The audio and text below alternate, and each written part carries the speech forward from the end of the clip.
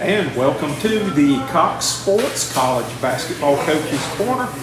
We got a couple of special guests with us starting our show today. We got the two three-point assassins right here. That's when you come in the game, we have to give you the gunslinger checks in the game right there, though. So we're starting out with Miguel Ayesa. Did I pronounce that right? Ayesa. Okay. Let me turn your volume up a little bit here. Get my volume up. Can you hear me okay? Yes, sir. Okay. All right. So, the first question I will ask you, how does a guy from Madrid, Spain, end up in Spartanburg, South Carolina? It's a long road to get to Spartanburg. So I was born in Spain, and lived there till I was 10 years old. Then my family moved over to Miami, and did all my school and my high school there. Okay. And after high school, we got prep year in Orlando, Florida. And basketball. I'm married, did my 4 years there, graduated in the marketing degree, had my COVID year. So that's where I could really impact the game and help the team win. And I thought Coach Dickerson and his team really tested me. So I was familiar with Spartanburg as well already, so I just thought I was glad to did. Okay. I'm going to see if I can adjust your sound just a little bit to make sure that we're getting you good on this sound. Turn it up just a tad. Turn up my headphones just a tad. Let's see. We're getting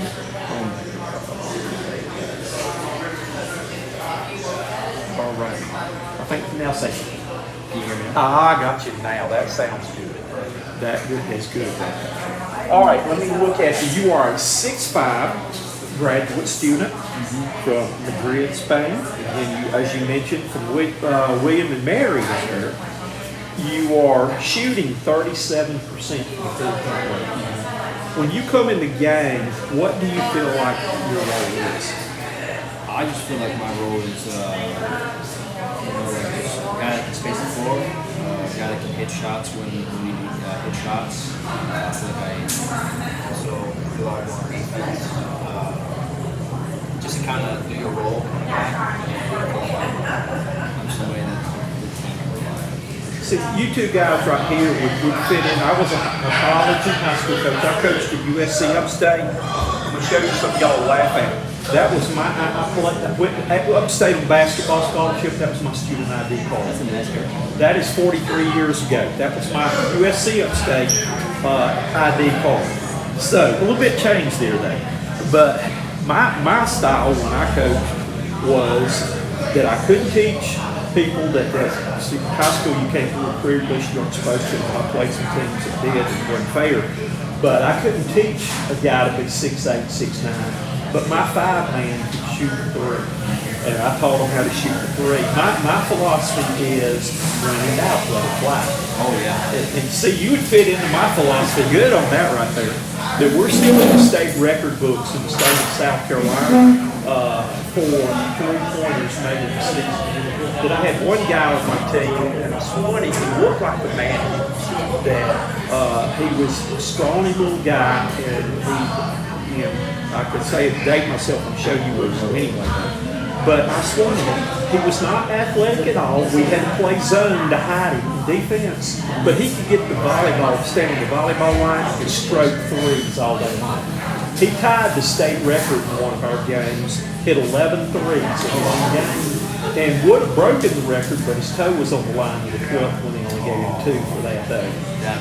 So, but, we had a lot of fun with that. I mean, we played, like I said, my 5-man had the green light to shoot a three anytime they wanted to. And what we did, our offense was, our 5 could shoot it from the top of the circle. He had the green light up there, because that's the highest percentage three. Because if you shoot it long, the bank catch will be open. But a lot of big men don't want to come out and play out there. So he got a lot of good looks from out there. And when we brought the big man out, the motion offense included driving lanes. And if we couldn't take it all the way from the drive and they helped, we kicked it out and shot the three off the lane. And there you go. So that was our offense right there. I'd love to have had y'all take my offense right there. We'd have had a lot of fun with it right there. All right, you talked a little bit now. You're a graduate student right there. What are your plans after the season? What do you look on pursuing? So, you know, I mean, ever since I was a little kid, my goal has been to, you know, play professional basketball. You know, back in Spain or wherever, I can just keep playing. And my philosophy is like, I want to be able to not work for as long as possible. I can do what I love and have fun doing it for as long as I can. Because I know I've been a bit like the basketball list I'm bound to eventually. So I just want to, you know, do this thing as long as I can and really just be able to see the world through basketball. So I'm not really focused on like, you know, being a millionaire and like making a lot of money. It's more just like, you know, to live in different places, different cultures and different countries. And at the end of the day, when I'm an old man, just be like, yeah, I did these things, I lived in these places, like, here's proof, and I just had a great time. There you go. And see, I didn't want to work neither when I got out of college, so I became a coach. At least that's what my wife tells me. When are you going to get a real job? And I said, this is a real job. So I used to go through those talks all the time, though. I don't know if y'all realize this or not. So somebody needs to hit one next game to keep it going. But Upstate has made a 3 in 896 consecutive games. That's where it stands right now. So which one of y'all want to do that? We'll both do it. Yeah, hit 2. I mean, make sure that nobody's toes on the line or anything like that. We'll both get it. Okay. Well, a couple of weeks ago, Amir was on. He said he wanted to go to Spain. Oh, really? Yes, he does. I told him he's wanting to go to Europe and overseas. I said, well, you want to go? Well, you go. He said, I'm going to talk to him about that. So Kellen, you've been made aware of that. I just have a travel buddy now. You got a travel buddy because he wants to go. I told him I had 2 tickets to anywhere he wanted to go. Where did he want to go and who he want to take with him? So he said his sister first. And so then when I told him that, you know, he ought to go with you can show him the ropes over there in the chapter. So you'll have to remind him on that. I will. All right, what do you think your strengths are that you bring to the game? Well, I mean, you've already talked about a lot, but I would say shooting for sure. Confidence. I think football sometimes have too much confidence. But that's okay. That's shooting for you. We just really shoot. And if we miss, we forget about it. And if we make it, we forget about it as well and we keep shooting. I think I'm a good teammate. I think I'm a team first guy for sure. I'm definitely happy when we win and I play bad and when I play good and we lose. So I just like the success of the team and I like the guys and I Yeah, I like you got the quick release. That pretty much when I'm broadcasting the game, and I had the game Saturday, that when it gets down to like 1 or 2 on the shot clock, maybe a 4-bounce play, I know who's coming off the screen and going to get that shot off because you can get the ball in the air quick. I like the quick release. I mean, I want those shots. I like keep getting them. How did you get started in basketball? So my dad played professional basketball, and after I was born, he played for 2 more years and he became an agent. So I was always into basketball, and I was kind of things like watching. He was always watching tape and going to different gyms and watching different guys work out. So I was always watching him. So that's kind of what got me started. Is like wanting to play basketball and it still my dream. Now you are a great shooter, a designated shooter. What did you do as a young boy, you know, coming up to practice and to get to the point where you are now? So my form used to be really janky when I was like 6th grade and 7th grade. And my dad just took me and we just did form shots for as long as I could remember. And then eventually like started slipping out more. And I used to play in the AU team, so I like got more confidence and started shooting threes. And at one point I just remember like I could shoot threes. So it was just like the building level just took so long. I was so bad. Well, see, when I played, they didn't have to. I would love to have played with that field. But I had more things. I'm sure you went out and played the games in the yard and all that. What I used to do, because I was small back then, not as big as y'all are now, but I got a step ladder, A-frame ladder, and I used to put that on my court in front of me, and that was shooting over a taller than me. and things like that. But I've tried to make little games with heaven knows the countdown 5, 4, 3, and you know that paid off because I hit like 3 shots in the one season, buzzer beaters. A couple of them had 4 and another one got 35 feet because I visualized it and planned that. You know, when I practiced every day. And, you know, I've got a poster on my wall, and it's a poster, I don't know if y'all know who Larry Bird is. Oh, Bird is great.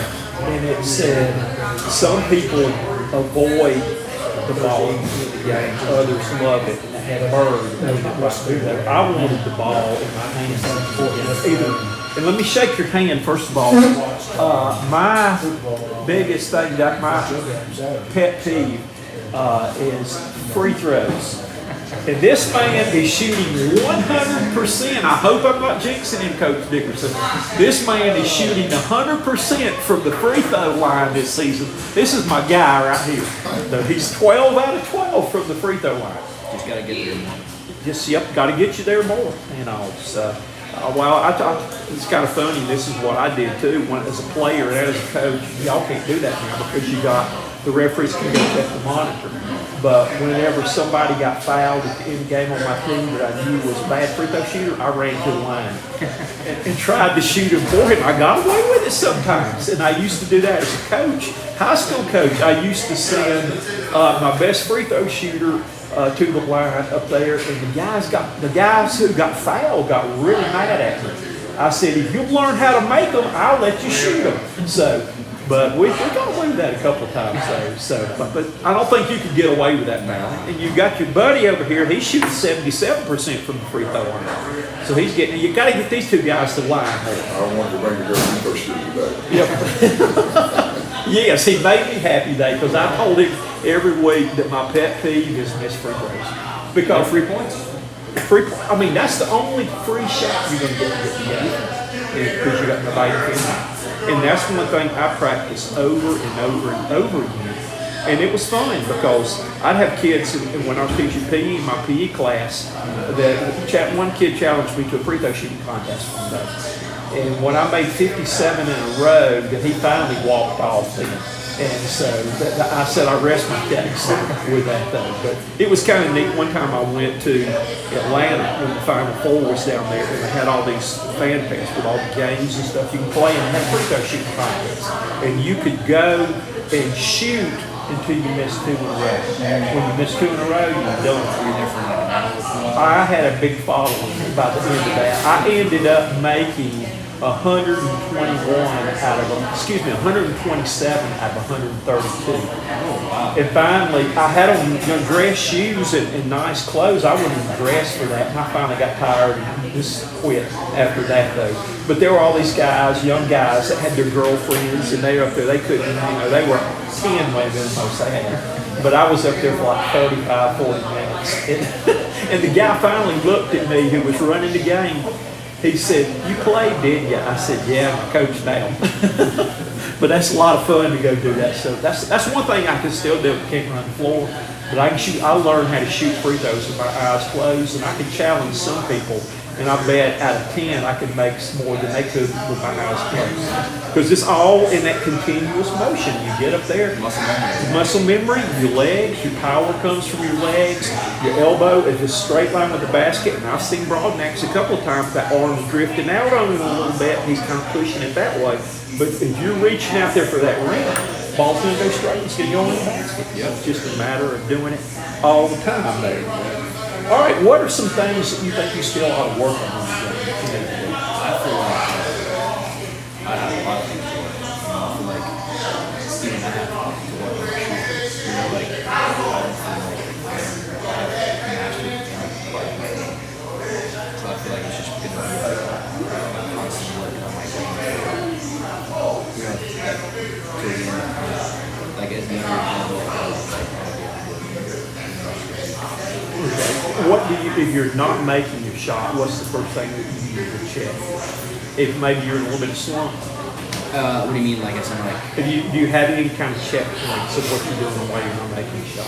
I mean, I know you can tell, like, why I'm missing a certain shot. Like, if it's long, if it's short, if it goes left or right, like I can tell like it's either like my guide hand that like if I'm jumping more or jumping lesser, flicking the wrist more or less, holding my fall. Like I feel like I'll have a pretty good read on that kind of stuff. So like I'll try to adjust that. I try not to think about that too much in the game. So I feel like if in games you're like kind of thinking about like what you need to adjust, you're like kind of taking away from like the muscle memory kind of thing. You know what I'm saying? So when it comes to games, I just kind of shoot how I know how to shoot, and you know, hopefully the best out. When it comes to practice stuff like that, like I'll retract and face things. Usually the first thing that I always checked was my elbow. That, and usually when I was shooting, if my elbow was stripped out like that, that would be when I'd try to get back in to keep it in there. But whenever I was in a shooting slump, it's usually because that elbow has come out and I'm pushing it off this way rather than extending and going out that way. So, you mentioned about shooting and putting it up. I saw where Giffen, who y'all played next game, his last game, he was 1 out of 15 from the floor. But he was like 13 out of 13 from the line. So, and that was the thing. You got to have a short memory. Yeah. You know, not every one of them is going to go in. You know, never up, never in. I mean, my parents tell me all the time when I've had to shoot something like that. It's like Steph Curry was the best shooter of all time, shoots 40%. So that means he's missing 600. Nobody, even the best shooter in the world, is not making 75% shots. Like, this is one of the games. Which is mistakes. You know, do what you do. Well, it's, you know, I used to watch, I would work with the Hornets, broadcasting a lot of things with the Hornets. And I've talked to Dale Curry, the father. I've talked to interview this past spring. I talked to Seth Curry, who just got traded back to the Hornets there, though. And they all were brought up and they did one little thing. And I watched Dale Curry, that most people, when they walk in the gym, they come in and just start jacking threes up. What he did was he got the ball and he got about 4 feet away from it and worked on perfect form. And then he take it after about 10, 15 shots, back it up. And it probably was about 10, 15 minutes into his routine before he ever got in the three-point line. He just concentrated on perfect form, on shooting the ball and did that. And that's what, you know, he taught his sons to do that. You can't argue with the success that family's had in shooting threes. But they have done a great job. All right, we're going to get to some fun questions for you right now. All right, some easy 4 questions and some fun. All right, first thing I want to throw at you is this, and Floyd's going to get a chance to see this and talk about it. One thing that I used to enjoy most when I was coaching was I designed all my team's uniforms. I didn't buy them out of the catalog. This was my favorite one I designed. Pinstripe right here. Some like 96 Bulls inspiration? Probably a little bit like that. Our colors were the same as the Bulls, but this was a different style. What I would do, I made it like Dallas Mavericks numbers with Notre Dame pants and stuff, and just designed my own. But every player on our team had their name on the back like that. They had their name on the backs of their warm-ups. Our warm-up pants were the long clown pants like Indiana, except ours were red, white, and black, like that. Shooting shirts had the names on the back. The practice gear had the names on both sides of the back too, though. We look good. We may not play worth a darn, but you know, my philosophy was that if you look good, I think you can play good because it gives you a positive concept of it. All right, your job right now is that Coach Dickerson has just put you in charge of designing the Spartans uniforms for next year. I want to hear what your uniform will look like. Like what color do you want me to design? Like home, away? Either one, whichever one. Now, I love the shooting shirts y'all got this year. The green ones, I like that. And I noticed that you pulled the Good Luck Grays out for a couple of games. I knew exactly what was coming with that. I didn't say anything last week because I didn't want to jinx it. But I noticed the gray ones there. But, you know, you've got that color thing too. But what I actually would do would be, I design a new uniform every year. One year I would get a black one. The next year I get a red one. The next year I'd get a white one. Right. So we just rotated, brought in a new set of uniforms every year. So I have this like idea. I've always wanted to wear a uniform like this. So it would be like a green jersey, simple, like sleek, like white, like accents, like the top and the sides and stuff. White numbers, white name on the back, stuff like that. But in the front, instead of saying like Upstate or like Spartans, it would just be like Spartan logo, just placed right in the middle. That looked good. And like the number like right now. So it would just be like very like minimalistic and like simple, like also like recognize. Okay, I like that. You have a little bit of black trim on the shoe. Yeah, like on the logo, it would be like the only black would be like on the logo, but it would be more super green and white. Okay. All right. Now, that sounds good. I like that. That question's coming to you in a minute, though, so you can be thinking about yours right there. All right. These are either or questions that we're going to jump to for you real quick. Okay. Let's see. Heads or tails? Heads. Tails never fails. And I watched it last night in the Super Bowl. Regulation and overtime was tails both times. So if you ever have to do that, hopefully you won't be in a casino or anything like that. But if they ever took out the jump ball when you're coaching one day and you had to call heads or tails, tell your captain to call tails never fails. All right, are you a dress shoes guy or a tennis shoes guy? That definitely a lot more. All right, are you a GQ dress up guy? Maybe a blue jeans or khaki? Okay. All right. Do you like to go fast or go up high? I can't go up high, so I'll go fast. Okay. All right. Let's see. Let's see which one here. Would you rather be the hunted team or the underdogs? I always like the underdogs team.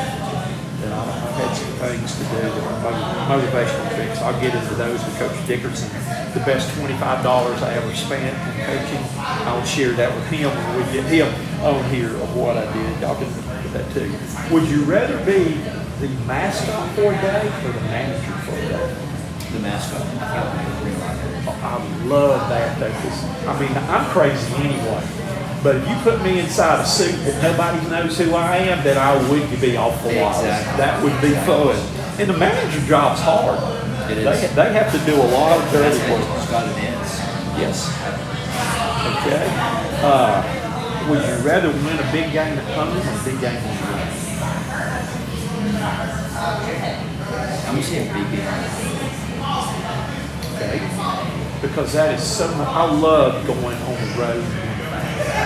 You just, as you walk off the court, just look at them, send the fans home. Especially happy. when the fans are very rowdy. Yes. I love that. I love being the villain on the road. Let's see. Would you rather have more money or more time? Ooh, that's a good question. I'll say more time. More time. Okay. Would you rather win the lottery or find a soul?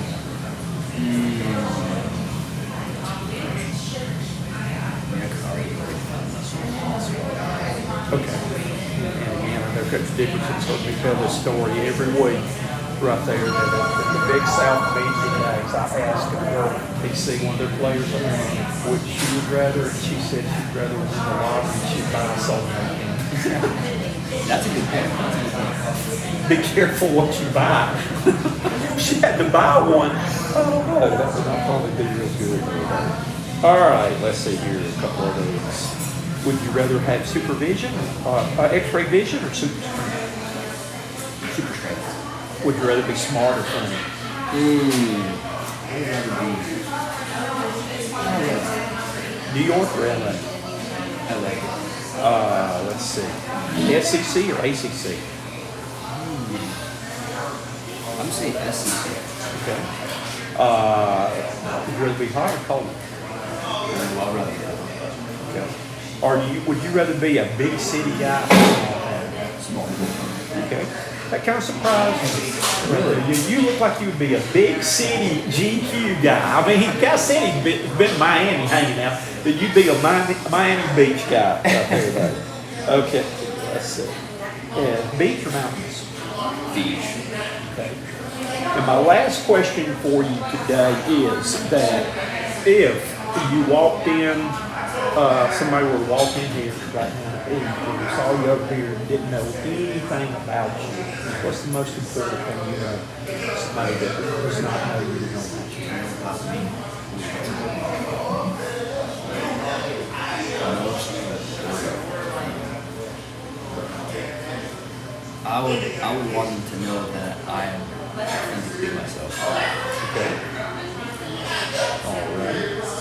we have enjoyed having you with Thank us. you so much. And I'm gonna make you a deal right here. I don't know if I can make a deal or not. Can I make a deal with a Or player? make a deal, yeah. If you finish the season 100% from the line, I'll buy you another meal right Deal. here from Sugar and Spice. Deal. Okay? Let's do it. That sound like a deal? Perfect. We'll do it though. So Miguel has been our first guest with us, and one other thing, I'm gonna throw an extra question in.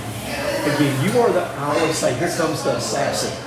Going to the score table now. What music, if we could play music for you, what would be your theme song or your entry song to come into the game? Oh man, my theme song, like a walk-up song, like in baseball. Yep.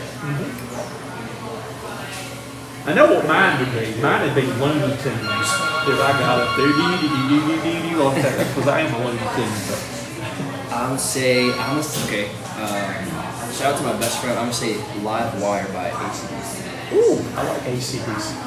I'm waiting. I'm hoping they're going to go on tour again. I've seen them before, but I got to go back and see AC/DC. But they put on a heck of a show. When you get, I ain't just up there doing the duck walk. That's wild, man. That's wild. But if they come back, if they go on tour, I'll be there. Perfect. And I'll listen to your song and see if you pop out the stats. Thank you for being with us. Thank you so much. Good luck Really the rest of the appreciate it. season. Thank Thank you. Alrighty, our next guest is going to make his way to the table now. And we got Floyd Rideau Jr. coming in here with us. Pull you up a chair right here, put the headphones on.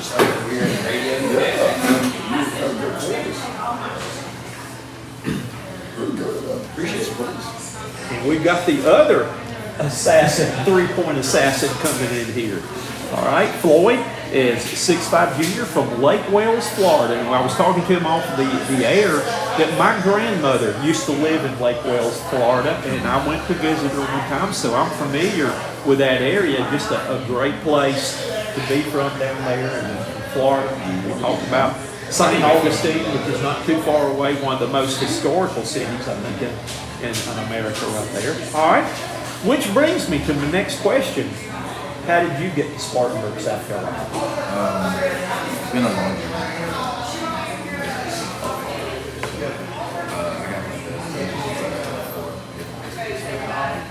Okay. Went to prep school down there. I hope so. Okay. Went to South Carolina State. Played there. Switches. Into the transfer portal. Okay. All right, let's just talk a little bit too. Miguel is up there. He's the leading three-point shooter on the team.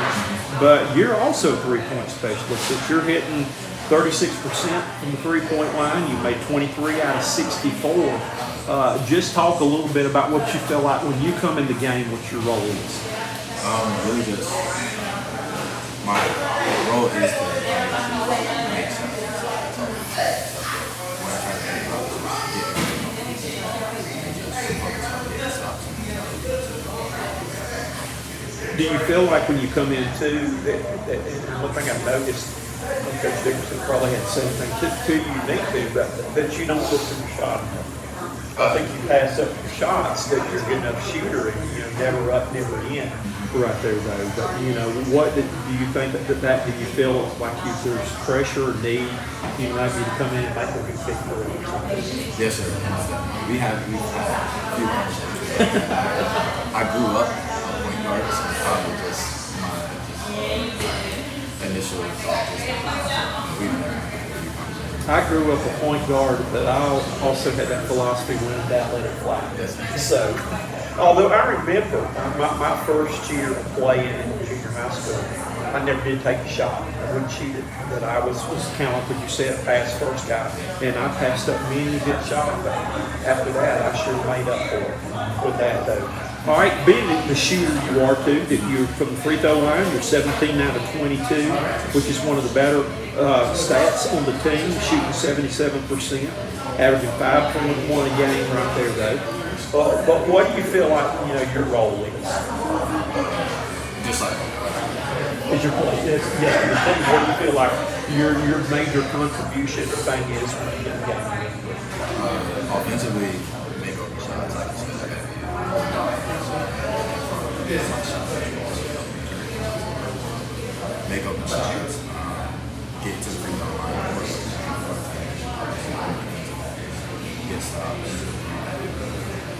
Okay. Growing up, what little games or what things did you do to develop the game? Really just play it.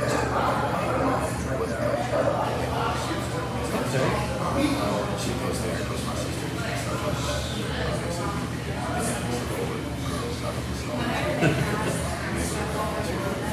I was just being Well, I had a brother, older brother and sister too that both played.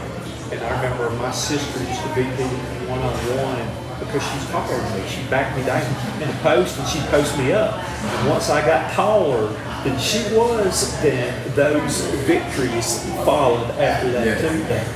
But like I said, I used to do, like I was telling Miguel, that put the A-frame ladder out there. But see, my court was outside. It was a dirt court. And it was kind of my fingers in the woods. So, you know, I think one of the hardest things for both of y'all to realize being shooters is to be able to come off that screen and catch it and shoot it. And what I used to practice was that there were trees on my court that I used to use the trees as screens, and I would come off that tree. I used to have bark burn on my shoulders where I used to hit the trees cutting, making that cut in right there though. But, you know, no, that's one thing that's really the art of a lot of people of using your screen is kind of, and the art of setting a screen is kind of lost right there. You know, those trees never got called for moving pins. If they did, I was running because that tree was going to be falling on top of me there, though. It's definitely an art thing that a lot of shooters should focus on. Yeah. There's no way. No, there isn't. They can't squeeze through. And that's the biggest thing that I have with my players is that they didn't have somebody bumping into them. You know, but you don't want to leave room for anybody to be able to squeeze through on that thing. So, okay, let's see right here. What things do you feel like you still need to work on with your game? Kind of like what Miguel said. Everything, obviously, still got to put the powder shoulder, just making sense, making sure everything is the same every time. Well, I know most definitely just like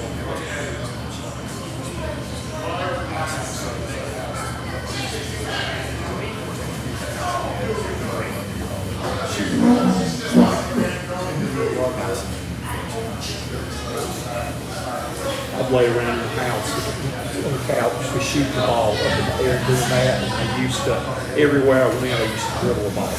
I used to go, when I do my conditioning, I would go out and run up to the store, up the road to the store and come back, and I dribble the ball the whole way, a couple miles with me doing that though. And I used to dribble 2 balls at a time, doing a lot of that back and forth there. But I guess I would come out and, as a little boy, we lived outside the city limits and we didn't have any neighbors. And I would go out, I had a street light in my backyard. I would go out and I would shoot from sun up to sundown. And my goal was to get to play or get to go to college on basketball scholarship and on a coach game. And there's my ID card to prove that right there. I was seeing that. This is. That is from 1980. Right there. This is definitely a whole lot different. Yeah. Oh, is it? But yeah, I guess if I went and showed that, that wouldn't get me probably keep me in. But all right. Why do you think? I'm going to throw a couple of questions after up here too about the game of basketball. Excuse me. First, I want to go to this. When you deal with adversity, how do you handle adversity?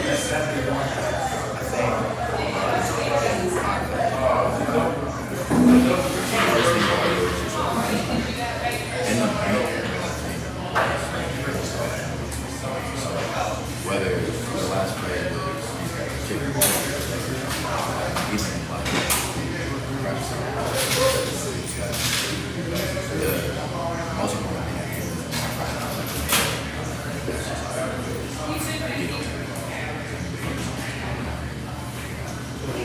Okay. Do you have any phobias or fears? I'm not a big snake guy at all. Okay. Okay. We had a couple of those earlier. We had, I'm trying to remember, Jalen Brazil, he didn't have any fears. He was not scared of anything. This is kind of funny too. Amir Langley, he was scared of heights. He's probably next to the tallest guy. I am too. I couldn't stand heights. That I would not ride glass elevators. It's funny because I was covering the Chick-fil-A Bowl in Atlanta one time, and I was staying at the hotel there, and it had a glass elevator, and they put the Dad Blaine hospitality room on the top floor of the 38th floor on there. And the guy who was helping me, one of the guys that worked with me, I had to send him up there to get the food and bring it back down to me because I wasn't getting in that glass elevator. I've been stuck in the elevator before, but I will not. I'll go as fast as you want to go. And I've done that before. I've actually gone to Charlotte Motor Speedway. They used to have a deal up there on the track where you could, if you paid $25 donated to track charities, you could take your car on there. And I've got a convertible, BMW convertible, and I got it up to about 120. So I had my little had that camera right there on the front, and the guy who was with me, I took him right up next to the wall and let him see what it was. But that was fun. So I'll go fast with you on that. All right, what do you do to get jacked up to play on game day? Do you have any superstitions? I found out that Bailey, his thing, or what he used to do, I used to wear floppy socks. I had to wear my Pete Maravich floppy socks there all the time when I played. He said he's got to have a sweatband. Is there anything, superstition or anything that you thought? A lot of guys, I just turn my socks. Okay. I always just put them in, I don't know when I do something. Okay. I had a coach one time that told me he had his lucky underwear, and I asked him, I hope you wash it in between games right there. But everybody has something like that that I've always had some fun going on like that though. Let's see what else I was going to ask you. All right, tell me what your jerseys mean. Or yeah, actually, these are actually jerseys. Wouldn't that look good if you took the red off that and put green on there? Everywhere it's red, that would be green.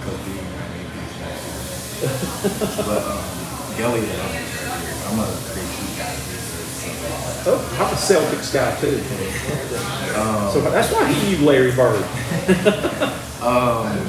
I'm a big fan of like Heat jerseys. Mine would be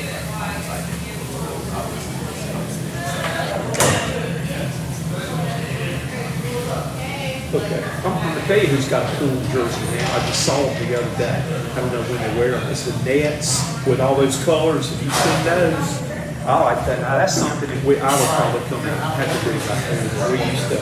It's kind of funny because like I said, we had a huge one of these every year, and I raised the money and I bought them myself for them.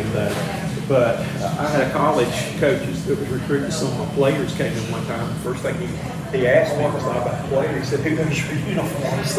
I said, "I designed myself." But that's kind of interesting with that. All right, let's see. Let me get you into the either or questions and fun questions right here. All right. Would you rather be the mascot or the man? definitely the mascot. Just because. Yep. That would be. I'd love to do that sometime. I really would. Heads or tails? Like you said, tails. Tails never fail. Yeah. All right. Dress shoes or tennis shoes? I'm a tennis shoe. Are you? You look like a dress up. You a dress up guy likes to go out in town or just casual? I have my exclusive dress. Okay. Is that how you got started in basketball? You said you're going basketball, so that's where you got to start in basketball. Okay. Would you rather be paid a lot and be a part of a bad team, or get paid a little and be a part of a good team? This is kind of what they were talking about something. But I would definitely get paid a little.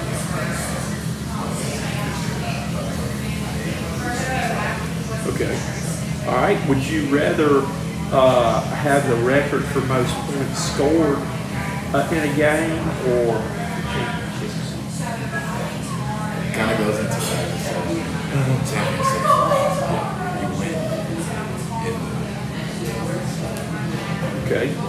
Would you rather hit the game-winning shot or have the game-winning assist? Shooter. There you go. Okay. Point guard. Well, I asked Jalen at Brazil that last week, and he said he was going to be selfish that he won the shot. So, which he had a great game last game. He really put it up and played well. Let's see. Right here. Other things. Would you? How about your wins? Would you rather win a big game at home? Obviously, I love playing on the odds, so I would definitely. I played in college. The same college. Okay. All right. I think that is definitely, I like having the fans right there. I think one of the greatest basketball. What's the favorite place that you've ever played a game? You know, it can be a away game or something other than the Hodge. What was your favorite place to play a game? Obviously, we played in Cameron last year, so that was like a great experience. But my favorite place to play is most definitely Lakewood High School. Just because it's like it's anything goes. I mean, there's like much as you want to try to do. Get over here on these quickies right here. LA or New York? Definitely. SEC, ACC? ACC. Hot or cold? Would you rather be a big city guy or small town guy? Big city. I guess that too. I think it's bigger than there. Would you rather eat pizza or tacos? Tacos. I have my dad's Mexican side. Okay. Comes from Florida, I already know there's 2 Beecher Mountains. Yeah. Okay, Coke or Pepsi? I'm not a big soda guy, but I would just go with Pepsi. Okay. Radio or TV?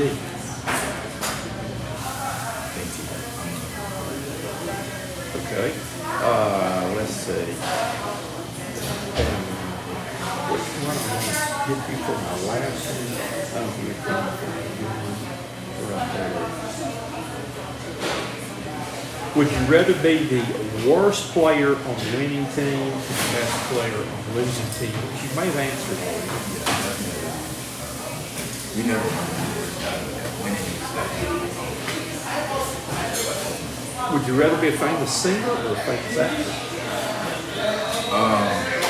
my teammates are today. I like Rideau, so I sing all year long.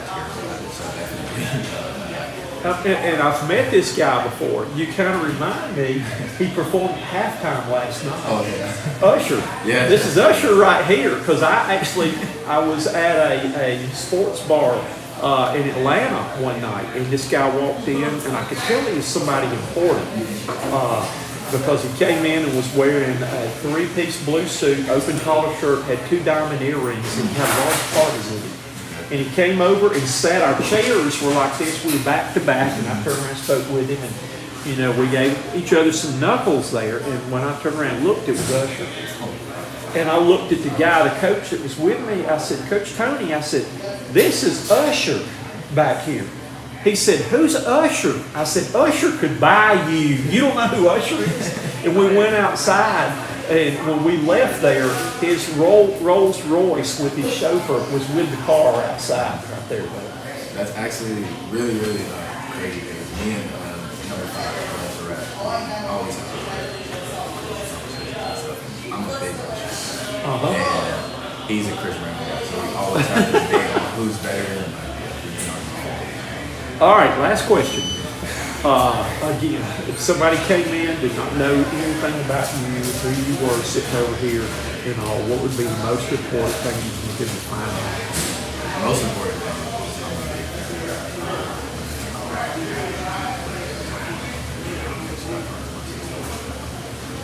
Well, that's great.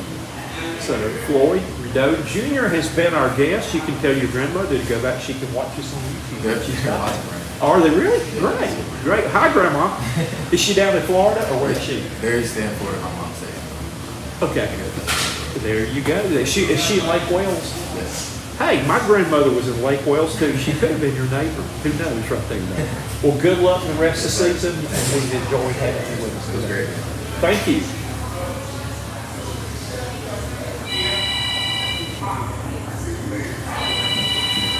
And coming up next will be Coach Dickerson will be with us. You want to take a look? You can go order. And you probably might should do my deal.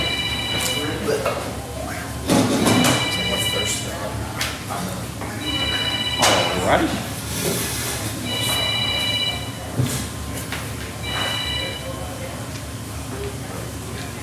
And Coach Dickerson has joined us now.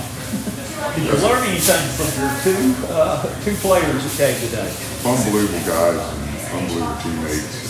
And, we had an interesting conversation on the way driving down here. I just love those guys. And, Miguel, this is his first year in the program. And, he's, like he said, he's been an unbelievable teammate. And I would love to see him be more than a shooter on the court. And because he's a great free throw shooter, and be more aggressive off the dribble to where not he can draw some fouls or use those strong closeouts against them to create more offense for our team. But he's getting better with that every day, and hopefully get some more technical fouls that we can choose who we want to put on the line. It's always going to be him. I don't guess he could sneak up there and get a few in Yeah. that way without them. I think they probably would go to the monitor and check on that and look at it a little bit right there, though. You sent me after a game an email several weeks ago, and you said, "I love my team." I love your team too. Yeah. I have learned so much coming here to remind you about these guys Yep. that I had no earthly idea. Yeah. Hopefully Spartanburg loves the team there. That both of them said their parents and grandparents were watching the game. So Yeah, they're great guys and they're great families. And obviously, we are not having the season that we want to have. But if you look at where we are right now, and the second time around, like you said, we beat two teams that we played the first time around. Asheville is just a different team. They're good. They have a lot of guys back from last year, and a lot of key players back from last year, and so they made some unbelievable plays, especially in the second half. And the best player in the conference, Drew Kemper, was the best player in the game on Saturday in the second half, and he had 28 points, 16 rebounds. And whenever you have a guy on the floor that can generate that much offense from the field and from the free throw line, it's going to be hard to do, right? it is. It sure is. He's got to be a matchup nightmare because that he can get that 3-point shot off, and it doesn't matter. He was over 7 to start the game with 3, and this was like, please, he's going to keep shooting, and they're eventually going to start to need it. Yeah, he showed me something new in the game on Saturday that I didn't know that he could come back from adversity from one half to the second half and play the way he did. And I thought we could beat him even if he had a special game, because he's had some special games now. He had some games last year where he scored over 40 points and 20 rebounds. And so he's a really good player. And like I told my staff, players like that who have a good year like he had last year, they normally don't come back for the second year. And they were able to get him to come back. And so that's why I think they're the best teams in the Big South. But they're good. And then the thing that really kind of surprised me was that when I looked at the stat sheet, was he only made one inside basket. Everything else was, he had 5 threes and the rest of it was some free throw lines. And I remember the shot. It was a putback late in the game. He got a putback, but he hit 5 threes and again went to the free throw line numerous times in the game there, and just that's how he got his points. Yeah, he's matured a lot last year, and you know he's picking his spots, and he's depending on his teammates a lot, and then during crunch time, during money time, his teammates depend on him. And obviously, he's a matchup nightmare, especially for us. But I thought that we had a critical point in the game where in the second half, from the 18-minute mark to the 14-minute mark, we just didn't control that 4-minute mark the way we needed to. And that gave some confidence to open the game. And you know, the thing I thought too was that the difference in the game in the second half. They executed their half-court offense really, really well. Yeah, they did a good job of that, and they took some open shots, and where you know we talk about hitting singles instead of trying to get home runs, and then we talk about getting good to great shots to great shots. And in the second half, they did a good job of feeding off each other. They had a lot of chemistry.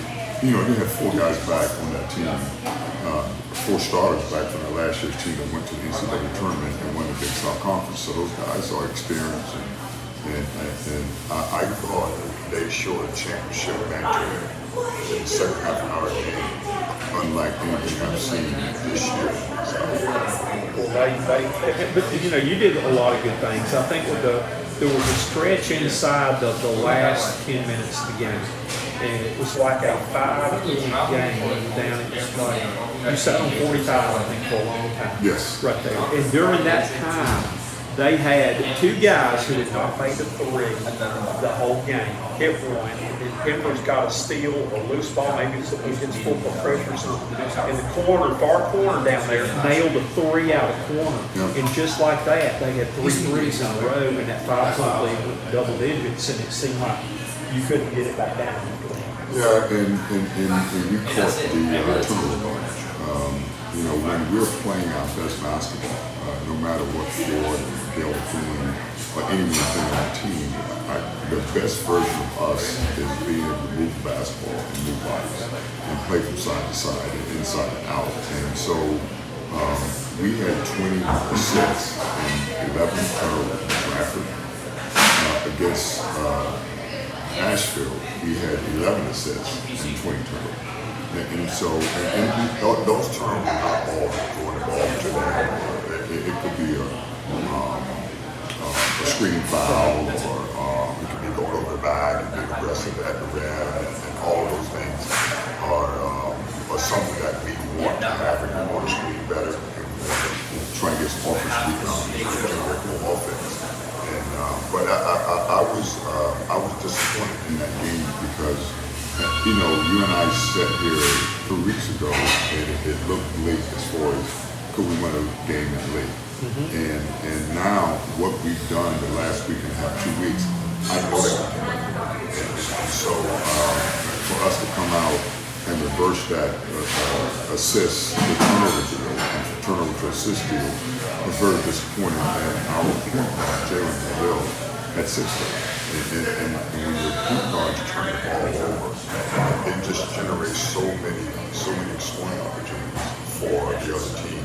And it creates situations where they get transition points as well. It is a momentum killer. It's a momentum killer. And it looked like real hard right there too. You were trying hard to get the ball established inside. And Beer got some good things in there. But you know, one thing that I noticed and I got really upset about it was they were holding on a lot of those entry passes where your guys could not go get them because they were holding the jerseys. Yeah, and it was one of those games where I thought about, should I get a tech to get the attention of the officials and get the attention of everyone? You know, because what they were doing, switching 1-1-5, and we'll run a 1-5 ball screen. They were switching guard and dribble here. And the only way to guard him was to put his arm down. Yep. And so a lot of our entry passes was a guy trying to wedge off a guy and catch the ball with one hand. And so we had a good practice today. We came back with good energy, good toughness, out on the play, a very good high pitch team. Like, Ash was 1A, those guys are 1A. But I feel good about where we are right now. I feel good about our mojo. I feel good about our chemistry. And I feel good about we're to stick to our game, which is run side to side offense, good ball movement, good body movement, inside and out. And I think there's no one that's Well, it was frustrating to see, what's going on. Because when he drives, he lowers that shoulder into the person every time. That's why he goes the line 16 times. And I thought my job on the air is to be honest and call what I'm seeing, but I got reprimanded to my headphones about that we have to be, this is a Big South game and we can't be biased. And all I was doing was telling how they were holding y'all, and Embers was dipping his shoulders. So I guess I got a technical foul trying to stand up for y'all and telling people what's going on. Yeah, that's one of those things that you and I need to talk about off air in the sense that if I was watching the game, I watched the game on Saturday night, I watched the game on Sunday night, I watched the second half this morning before I transitioned to there were about 6 or 7 whistle situations that I thought that they would have gone our way, that it would have been a totally different situation. But for us, we got to move forward, and I wanted to make sure our guys today, we can play forward, we can think forward, and that we can get acclimated to what high point does, and that we can go out and on Wednesday night, on Valentine's night, and play a really, really good game on the road, which I really have faith in our guys that we'll do that. A lot of good things again coming out of the game right there. Their bench scored 14 teams. Yeah, scored them right there. I thought it was good right there too, where the big thing that jumped out right there, obstacle for you was 22 fouls for y'all pushing for them. Yeah. They went they were 19 out of 29 to the free throw line while y'all were 10 out of 13. Free throws were good. Yeah, but we're doing a better job of shooting free throws. I think our culture has gotten better. And we're not rushing our shots now, but we still got to get to the line. Hey, we got to get to the line. We talked about that today. We got to get to the line more than 15, more than 13, 14, 15 times. And so You didn't shoot even for the game. I know. That was 7 out of 10 and y'all did 10. You did, yeah. So You still leading at the half. Our guys did complain much better, and it has taken some time to get to where we are right now. But I really think that our next 6 games, our next 5 to 6 games, is going to be to our liking, and just because of the resolve we have in the locker room and with the coaches. Two things I thought that was good to come out of the game too was that you won the battle of the boards against a much bigger team, 35-32, and you won the battle of points in the paint, 26-22. Yeah, and like you said, we talked about this maybe 2 minutes ago, that if we could have got the ball a little bit more to the air with some touches, I felt we could have that push and could have been more to our liking. And so we talked about today a lot about playing inside out and making sure we don't miss an opportunity to throw the ball inside. Now we can throw the ball inside on a post touch or cutting back door or just driving the ball as well. But we want to make sure we can force our way and get more free throws. And what it is, free throws is one of those things that can stop a run or it can help a run. And we want to make sure that we get all of those situations in the next 5 or 6 games. Going into halftime, what were your thoughts? Did you feel pretty good going in there? Again, you were up by 4, and Justin and Nick and both has played they only played 19 minutes the whole game, both of them. Yeah, and these are some of the things that we should talk about off air and from a fouling standpoint. And I get enraged and get in a rage when those guys pick up a quick first foul. And I'm still trying to figure out right now how I can play those two guys with two fouls. You know, we can go to zone, but I want those guys to be able to play aggressive. And I think what I'm going to do is that if one of these guys get a foul, a quick foul, whatever, I'm going to take them out right away. But then I got to trust them. I got to trust those guys to play the foul. And we got to play more fouls because we keep those guys on the floor. Because whenever you don't have two of the best players on the court for an extended period of time, and for a little bit under half of the game, that's not a good recipe for winning. And Justin had gotten off to a good start. He was the first couple of shots had gone in right there. But I'm right with you on that too. I've always player get two fouls, always put them out because I felt like if I could keep the game close, I'd rather have them be able to go all out the second half. And we did that. And our guys' energy in the first half was pretty good. Even though we wasn't perfect now, it's hard to ask anybody to play perfect. You know, from the coach days and playing that. But I thought our energy and our spirit and the fact that we played the right way in the first half. And we had a lead, we probably should have dipped it up maybe 8 instead of 4. But in the second half, it was just a different game. It's a different game, but the game was all different. It felt different. Our pace wasn't as high in the second half because of fouling. And that's something that we got to do. We got to talk about guarding, but our fouling hands, palms, and palms and chest. And we got to stay out of those fouling situations to where it give us a chance to get the ball up, man. Okay, taking a look high on a few things. This is one thing that really jumped out to me was that Giffa had 15 points, was 1 out of 15 from the floor. But he was 0 for 5 from 3, but he only had 1 field goal the whole game, but he was 13 out of 13 from the line. Yeah, and Dick, I know you don't want to hear this. He had a game after the first game we played him until now. I know he was dense. The way he attempted 26 free throws. And so that's Timbers laying there. Yeah, now those guys are aggressive. They're aggressive off the dribble, and they do a good job of getting downhill, getting into the paint. So against those guys, they were 23 for 26 on the free throw line. Okay, and most of those came in the second.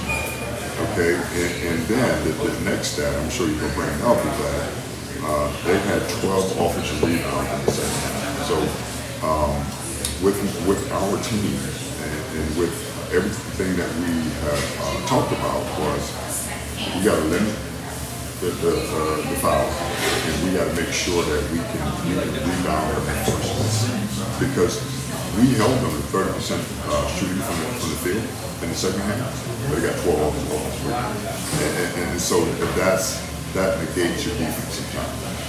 And again, I look at a team like that they basically are going to put their head down and take it to the basket and count on the officials blow that whistle. Your guys are doing a great job staying in front of and showing their hands, but they run over your guy, and 9 times out of 10, the officials are going to call a foul. How do you defend that? Well, we can't. We can't. Obviously, we send clips in, we do all the things that we need to do, and you know how it is at this level. Sometimes you don't want to cry with spit milk.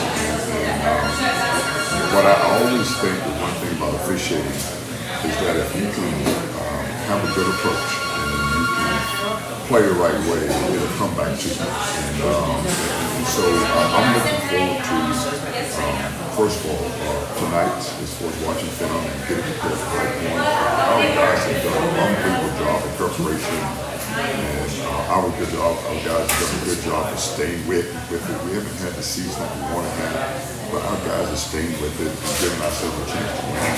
Other than the first Nashville game, which was January 3rd, all of our games have been within 1 1, 2, or 3 possessions. In that game, that's what was so sad.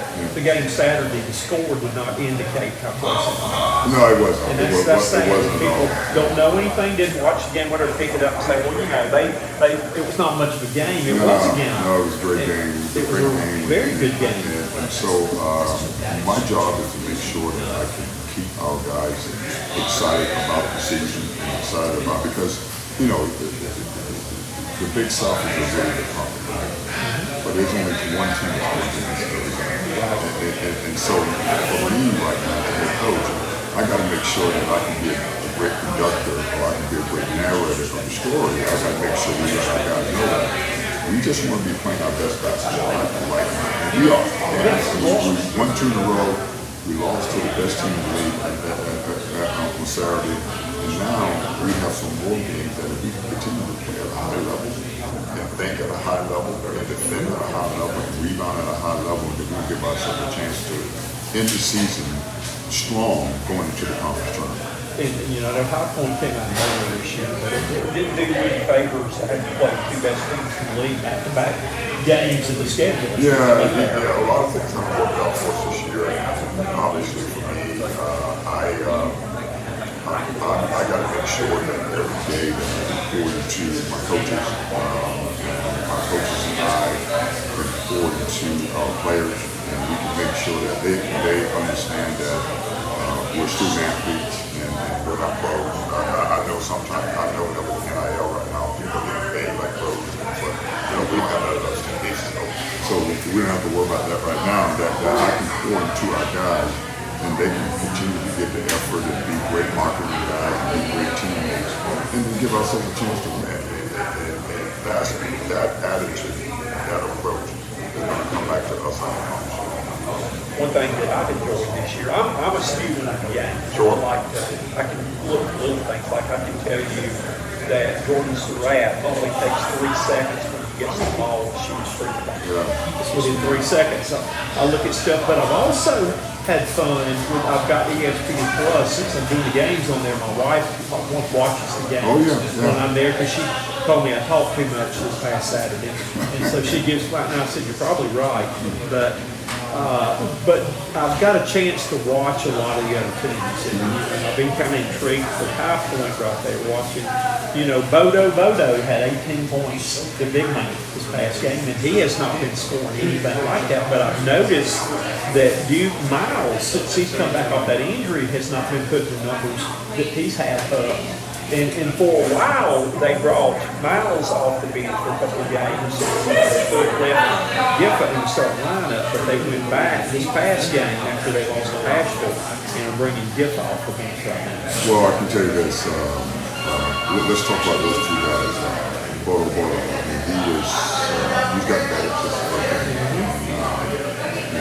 And he's been a great rebounder, a great offensive rebounder, and a great finisher.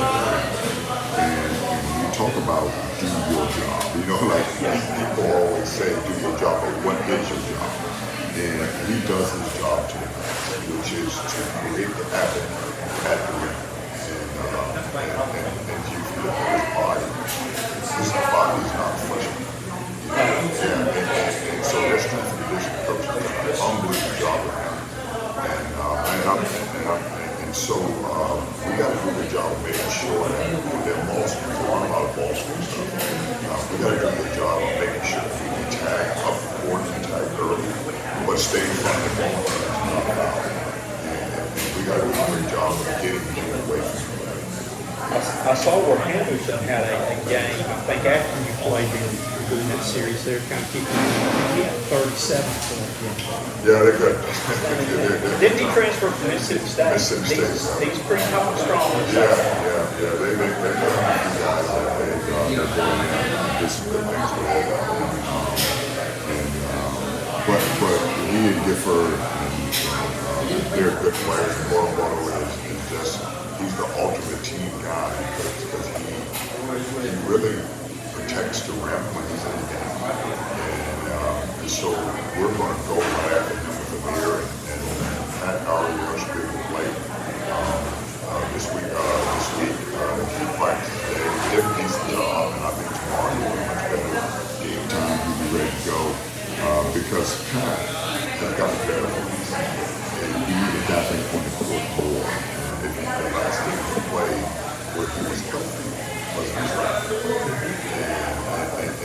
best league of the year for them. Again, with High Point, we mentioned free throw things. I saw one game where they free throw line 40 times. They were 33 out of 40 in that game. They was the same one day. I was checking on this. It was kind of interesting too. But Pembroke is second in the nation in made free throws. He's sixth in the nation in free throws. He's got over 300. Wow. We'll leave it there. Yeah, I mean that's you